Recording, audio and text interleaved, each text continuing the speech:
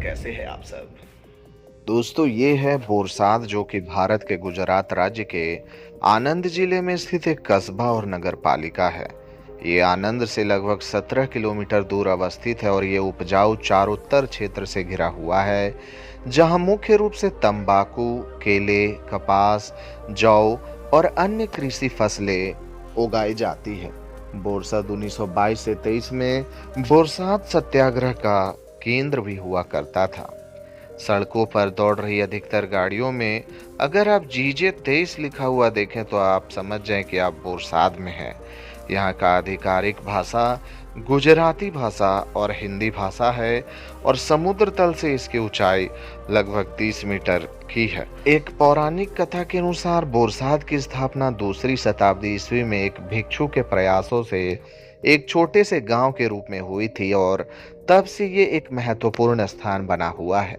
इसे 1888 में नगर पालिका घोषित किया गया था और 1925 में भारतीय राजनीतिक नेता सरदार वल्लभ भाई पटेल और उनके सहयोगियों ने ऐसे सबूत उजागर किए जिनसे पता चलता है कि बोरसाद तालुका में पुलिस स्थानीय डाकुओं के साथ मिली भगत कर रही थी, जबकि सरकार क्षेत्र में डकैती से लड़ने के लिए एक बड़ा कर लगाने की तैयारी कर रही थी। 6000 से अधिक ग्रामीण पटेल का भाषण सुनने के लिए एकत्र हुए और टैक्स के खिलाफ प्रस्तावित आंदोलन का समर्थन किया, जिसे अनैतिक और अनावश्यक माना गया। पटेल ने सैकड़ों कांग्रेसियों को संगठित किया, निर्देश भेजे और पूरे जिले से जानकारी प्राप्त की। तालुका के हर गांव ने टैक्स के भुगतान का विरोध किया और एकजुटता के माध्यम से संपत्ति और भूमि की जब्ती को भी रोका। एक लंबे संघर्ष के बाद सरकार ने टैक्स वापस ले लिया और इतिहासकारों का मानना है कि पटेल की प्रमुख उपलब्धियों में से एक विभिन्न जातियों और समुदायों के बीच एकजुटता और विश्वास का निर्माण करना था, जो कि सामाजिक आर्थिक आधार पर विभाजित थे। दोस्तों, बोरसाद बावड़ी का निर्माण 1497 में वासु सोम और उनके परिवार द्वारा किया गया था। ये 7 मंजिला बावड़ी है और इसमें 13 मेहराब है। पानी तक सीढ़ियों से पहुंचा जा सकता है। नापा वांटो टैंक का निर्माण महमूद बेगड़ा ने करवाया था, जिसके बीच में एक घर है। महाकालेश्वर महादेव मंदिर में विशाल शिवलिंग भी मौजूद है। प्रशासनिक दृष्टिकोण से देखा जाए तो बोरसाद तालुका में 64 गांव मौजूद है। बात अगर डेमोग्राफी की करें तो 2011 की भारतीय जनगणना के अनुसार बोरसाद की जनसंख्या 63,377 थी। पुरुषों की संख्या जनसंख्या का 52% और महिलाओं की संख्या 48% थी। बोरसाद की औसत साक्षरता दर 68% है, जो कि राष्ट्रीय औसत 59.5% से अधिक है, जिसमें पुरुषों की साक्षरता 75% और महिलाओं की साक्षरता 60% है। जनसंख्या का 13% 6 वर्ष से कम आयु का है। बोरसाद में महान गुजराती लेखक अशोकपुरी गोस्वामी का जन्म हुआ था, जो कि बाद में काफी प्रसिद्ध हुए। दोस्तों, गुजरात के आनंद जिले के बोरसाद क्षेत्र के लोगों का खान पान मुख्य रूप से पारंपरिक गुजराती व्यंजनों पर आधारित है। यहाँ के भोजन में शाकाहारी प्रमुखता है, जिसमें दाल, चावल, रोटी और साग सब्जी दैनिक भोजन का हिस्सा है। यहाँ के व्यंजनों में हल्का मीठापन या गुड़ या चीनी का प्रयोग प्रमुखता से देखा जाता है। यहाँ के मुख्य भोजन में खिचड़ी, कढ़ी, ढोकला, खमन, फाफड़ा और जलेबी काफी लोकप्रिय हैं। रोटी, दाल, भात, चावल और साग सब्जी सामान्य भोजन है। गुजराती थाली में यहाँ दाल या सब्जी में गुड़ का इस्तेमाल आम है। सुबह के नाश्ते में खाखरा, ढोकला और फाफड़ा जलेबी बहुत पसंद किए जाते हैं। त्योहारों पर पूरन पोली और अन्य विशेष गुजराती व्यंजन भी यहाँ पर बनाए जाते हैं। बोरसाद में शाकाहारी भोजन को प्राथमिकता दी जाती है और यहाँ का खान पान स्वाद और स्वास्थ्य का मिश्रण माना जाता है। दोस्तों, बोरसाद और उसके आसपास के क्षेत्रों में पारंपरिक और सांस्कृतिक मेलों का आयोजन होता रहता है, जो स्थानीय संस्कृति और समुदाय का अभिन्न हिस्सा है। प्रमुख रूप से यहाँ नवरात्रि, गणेश चतुर्थी और क्षेत्रीय मंदिरों से जुड़े मेले लगते हैं, जो स्थानीय खरीदारी, मनोरंजन और सामुदायिक भावना के लिए प्रसिद्ध है। बरसात में मंदिरों के उत्सव जैसे हनुमान जयंती या अन्य स्थानीय देवी देवताओं के मेले के समय छोटे बड़े मेलों का आयोजन होता है, जहां स्थानीय हस्तशिल्प और मिठाइयां मिलती है। गणेश चतुर्थी के दौरान बरसात में भव्य मेले और जुलूस का माहौल रहता है। नवरात्रि मेले के दौरान गरबा और पारंपरिक नृत्यों के साथ साथ इन दिनों विशेष मेले लगते हैं।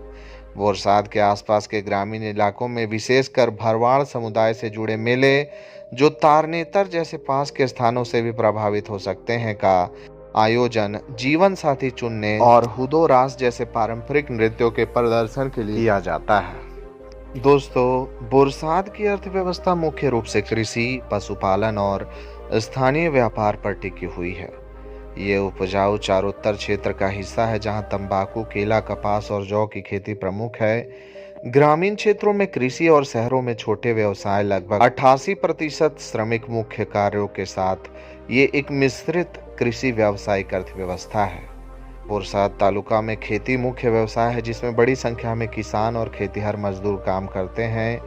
बोरसाद कस्बा एक नगर पालिका है, जो स्थानीय व्यापार, मंडियों और छोटे मोटे उद्योगों के लिए एक केंद्र के रूप में कार्य करता है। 2011 की जनगणना के अनुसार बोरसाद शहर में लगभग 21,761 लोग काम में लगे थे, जिसमें पुरुषों की संख्या अधिक थी, जबकि बड़ी आबादी कृषि से जुड़ी हुई थी।